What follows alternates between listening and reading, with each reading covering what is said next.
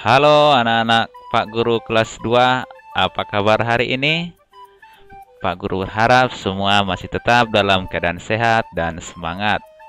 Baik, jumpa lagi dengan Pak Guru di pelajaran tematik kelas 2, masih di tema 1, hidup rukun. Kali ini kita masuk subtema 4 ya, yaitu hidup rukun dalam masyarakat. Kita masuk ke pembelajaran 1. Mengenal kalimat berisi penolakan dan mengenal pengolahan bahan alam. Baik, anak-anak Pak Guru, silakan ditonton videonya sambil diperhatikan bukunya ya. Kita langsung masuk ke materinya. Coba anak-anak perhatikan gambar berikut ini. Nah, di sini ada 3 gambar. Nah, dari gambar ini kita lihat ya, anggota masyarakat saling membantu. Anggota masyarakat bekerja sama membersihkan lingkungan. Anggota masyarakat musyawarah untuk menjaga kerukunan dalam masyarakat. Nah, coba anak-anak perhatikan gambar pertama itu. Nah, di situ ada orang yang terjatuh dari kereta ya, ada kecelakaan antara kereta atau sepeda motor ya.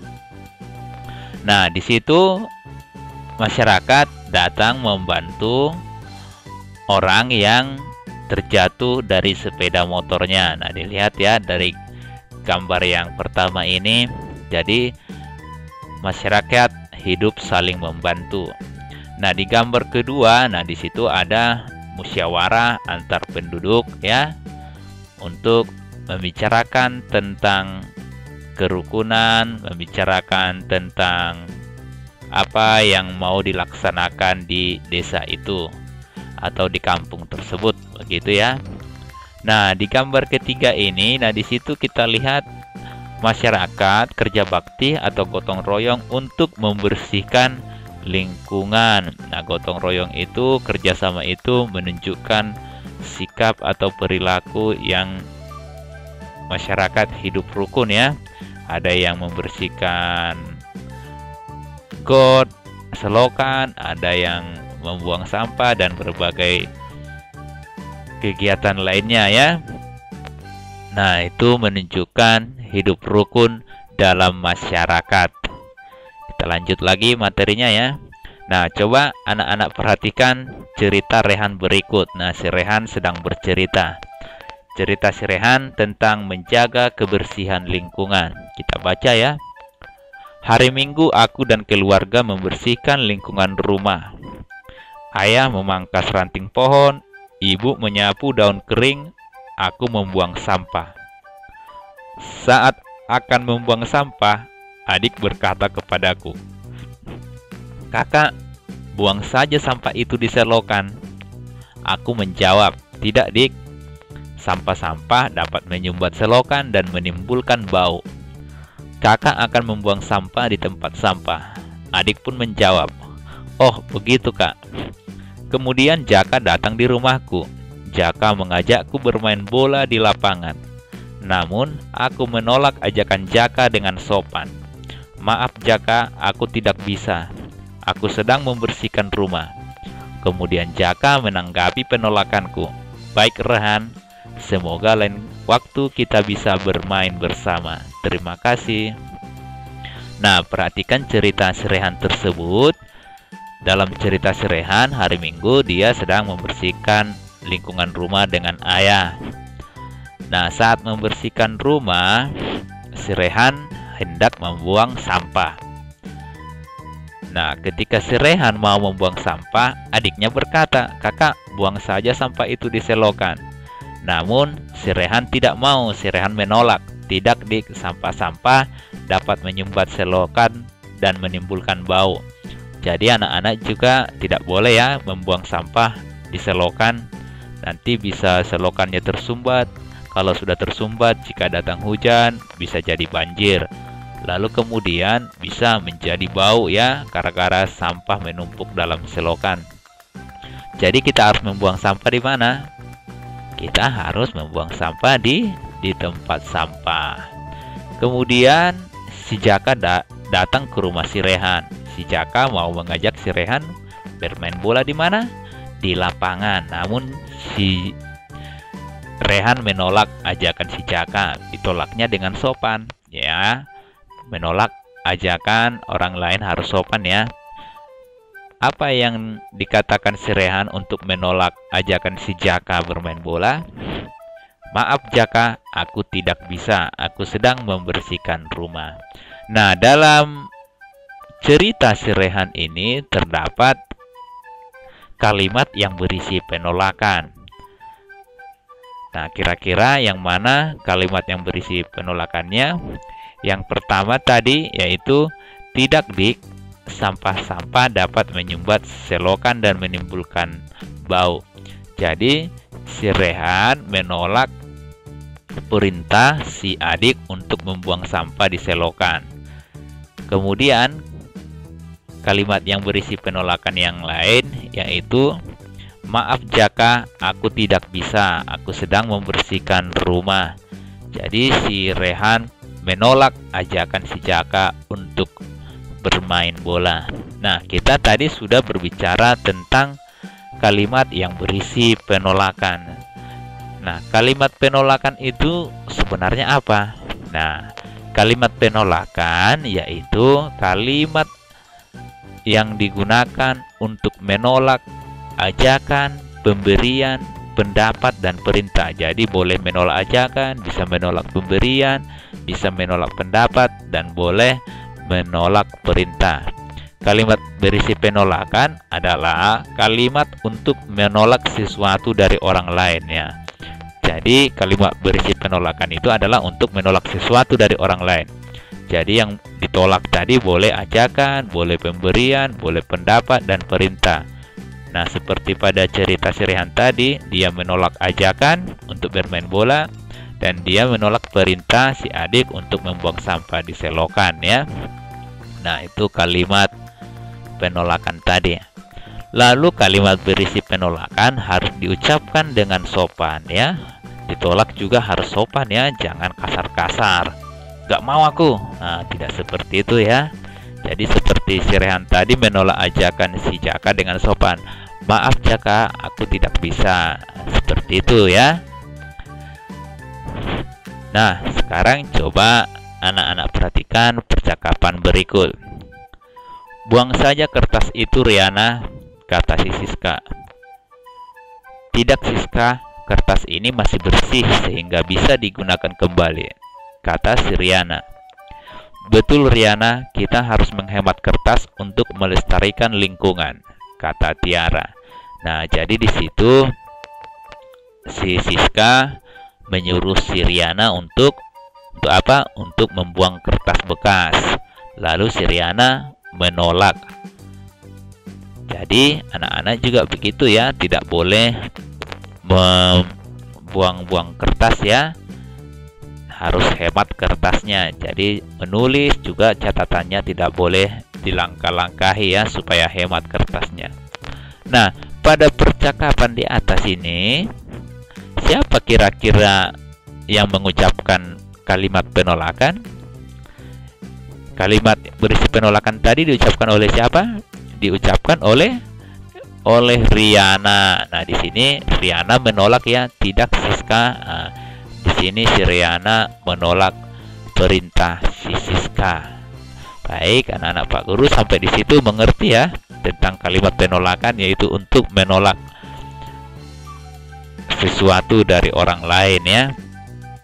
Oke. Nah, coba kita lanjut lagi. Selesai bercerita, Rehan dan Ebo membuat prakarya. Mereka membuat mozaik dan kolase. Bahan yang mereka gunakan adalah bahan alam. Anak tahu kan apa itu bahan alam? Bahan alam yaitu bahan-bahan yang berasal dari alam.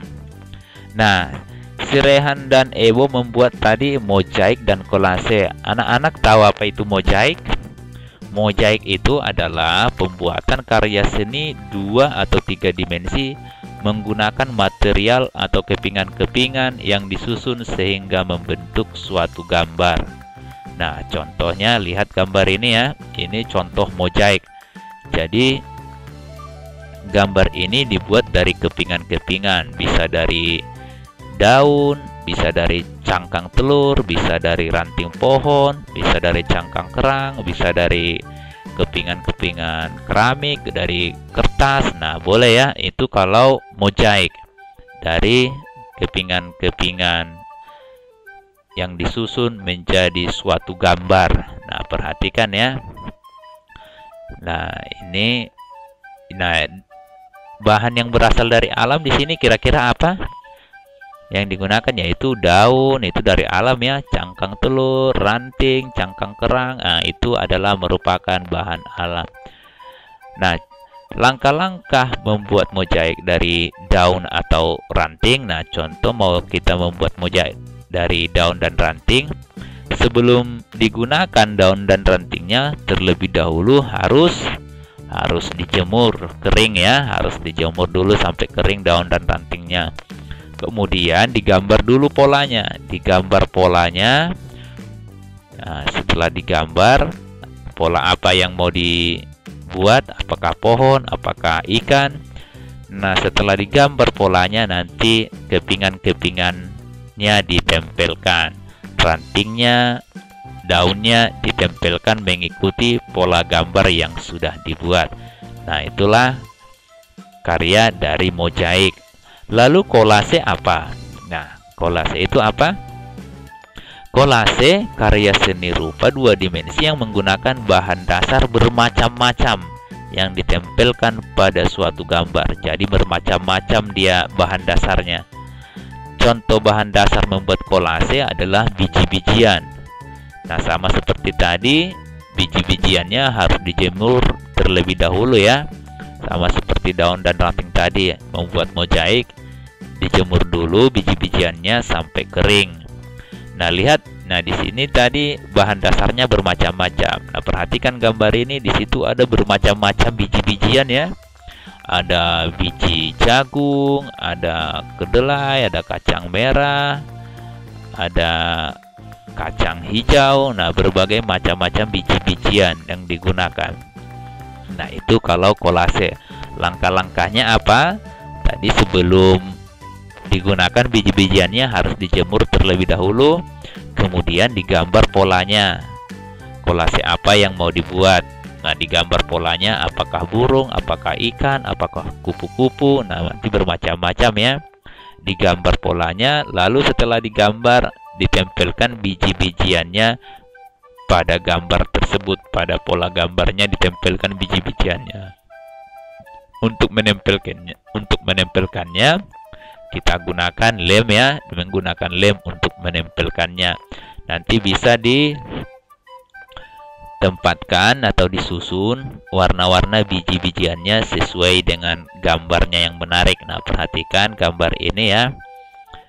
Nah, seperti gunakan biji jagung, biji kacang panjang, biji kacang merah, kedelai. Nah, bermacam-macam biji-bijian bisa digabungkan ya. Nanti anak-anak boleh dicoba gambar pola atau pola apa terserah ya, lalu ditempel biji-bijiannya. Nah, sekarang kita mau menentukan jumlah bilangan. Nah, sekarang kita akan belajar menjumlah bilangan lagi ya. Diperhatikan ya anak-anak Pak Guru, jangan bosan supaya semakin paham. Nah, coba kita tentukan jumlah bilangan 225 dan 127. Masih ingat kan, menjumlah bilangan dapat dilakukan dengan dua cara. Nah, yang pertama kita kerjakan dengan cara bersusun panjang. Nah, cara bersusun panjang masih ingat, harus dipisah nilai tempatnya. Jadi 200-an kita tulis 200 tambah 20-an ditulis 20 tambah 5 satuan ditulis 5. Yang di bawah juga ya. 100-an ditulis 100 tambah 20-an ditulis 20 tambah 7 satuan ditulis 7. Nah, sesudah seperti ini kita tarik garis buat tanda tambah. Sama dengan kita jumlahkan 0 ditambah 00, 0 tambah 00, 2 tambah 1, 3, tambah 0 tambah 0, 0, 2 tambah 2, 4, tambah 5 tambah 7 berapa?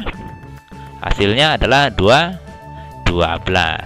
Nah, diingat ya, penjumlahan cara bersusun panjang, di belakang setiap bilangan harus 0. Nah, ini angka 3 sudah 0 di belakangnya, angka 4 sudah 0, angka 1 masih ada, angka 2 di belakangnya masih belum 0. Berarti 12 harus kita pisah nilai tempatnya. Jadi sama dengan 300 tetap tambah 40 tetap tambah. Nah, ini kita pisah. 12 berarti 1 puluhan kita tulis 10 tambah 2 satuan kita tulis 2 sama dengan. Nah, kita perhatikan jumlah yang memiliki jumlah 0 yang sama kita tambahkan. Nah, lihat 300 dua nolnya tidak ada yang memiliki angka 0 yang sama, kita tulis 300 tambah. Nah, 40 dan 10 memiliki angka 0 yang sama, kita tambahkan. 4 tambah 1, 5. 0 tambah 0, 0. Jadi ditulis 50 tambah 2 satuan. Nah, sekarang semua sudah memiliki angka 0 di belakang ya. Nah, 3 sudah 0 di belakang, 5 sudah 0, 2 karena satuan tidak ada di belakangnya. Jadi kalau sudah seperti ini tinggal kita tulis 300 300-an, 50 50-an, 2 satuan ditulis 2. Jadi hasilnya sama dengan 352. Nah, cara bersusun pendek bagaimana? Nah, cara bersusun pendeknya kita buat ke bawah. Kita tambahkan yang pertama adalah satuan, angka yang paling kanan. 5 tambah 7 berapa? 12. Yang kita tulis berapa? Yang kita tulis 2. Satunya di mana? Satunya kita simpan di atas. Kemudian kita tambahkan satunya kedua. 1 tambah 2, 3. Tambah 2 berapa? 5. Kemudian 2 tambah 1 berapa? 3. Jadi hasilnya sama ya, 352. Jadi hasil penjumlahan 225 tambah 127 sama dengan 352. Baik, sampai di situ anak-anak Pak Guru paham ya. Nanti boleh diulang videonya supaya lebih paham lagi ya. Nah, sekarang kita akan menentukan selisih bilangan 225 dan 127. Tadi kita sudah menjumlahkan bilangan ya. Tadi kita jumlahkan bilangan 225 dan 127. Sekarang kita mau mencari selisih bilangan selisih kedua bilangan ini. Anak-anak mengerti apa itu selisih? Selisih adalah bilangan besar dikurang bilangan kecil. Nah, itu kalau selisih ya. Jadi kalau ada seperti ini, selisih itu kita adalah mengurangkan bilangan yang besar dan bilangan yang kecil. Nah, di sini bilangan besar adalah 225 dan 127. Berarti 225 kurang 127. Jadi kita mau mencari selisihnya. Nah, yang pertama kita kerjakan cara bersusun panjang. Sama halnya seperti yang tadi, cara bersusun panjang harus kita pisah nilai tempatnya. 200-an kita tulis 200 tambah 20-an kita tulis 20 tambah 5 satuan ditulis 5. Yang di bawah juga begitu ya. 100-an ditulis 100 tambah 20-an kita tulis 20 tambah 7 satuan kita tulis 7. Nah, pada pengurangan, nah kalau tadi pada penjumlahan langsung kita tarik garis ya. Kalau dalam pengurangan kita lihat setiap bilangannya. Yang pertama bilangan paling kanan ini, angka paling kanan, kita lihat apakah bisa dikurang apa tidak. Yang pertama lihat 5 dikurang 7 tidak bisa. Supaya bisa bagaimana? Kita pinjam 1 dari 2. Kita pinjam 1, ini menjadi 15. Nah, di ini karena sudah kita pinjam tadi 1 dari 2 ini, berarti sisa 1. Nah, sekarang 10 dikurang 20. Tidak bisa ya. 0 dikurang 0, 0. 1 dikurang 2, tidak bisa. Nah, supaya bisa bagaimana? Harus kita pinjam 1 dari ratusan. Nah, di sini kita pinjam 1. Sekarang menjadi 110 yaitu 110. Nah, karena ini tadi sudah kita pinjam 1, berarti ini tinggal 1. Nah, sekarang kita tulis di sini 100 tambah 110. Nah, ya. Kita tulis 110 110 ya, 110 110 tambah 15. Nah, yang di bawah tetap 100 tambah 20 tambah 7. Nah, sesudah seperti ini sudah bisa kita kurangkan, kita tarik garis, kita buat tanda kurang. Nah, perhatikan ya, satuan dengan satuan harus lurus ya, satuan dengan satuan harus lurus, puluhan dengan puluhan harus lurus. Nah, sekarang kita kurangkan 0 kurang 0, 0, 0 kurang 0, 0, 1 kurang 1, 0, berarti kita tulis 0. Tambah 0 dikurang 0, 0, 1 dikurang 2 tidak bisa, kita ikutkan satunya menjadi 11 dikurang 2, hasilnya 9. Tambah 5 dikurang 7 tidak bisa, ikutkan satunya menjadi 15 dikurang 7, hasilnya berapa? Hasilnya 8. Nah, jika sudah seperti ini, 0 ratusan berarti tidak ditulis, 9 puluhan ditulis 9, 8 satuan ditulis 8.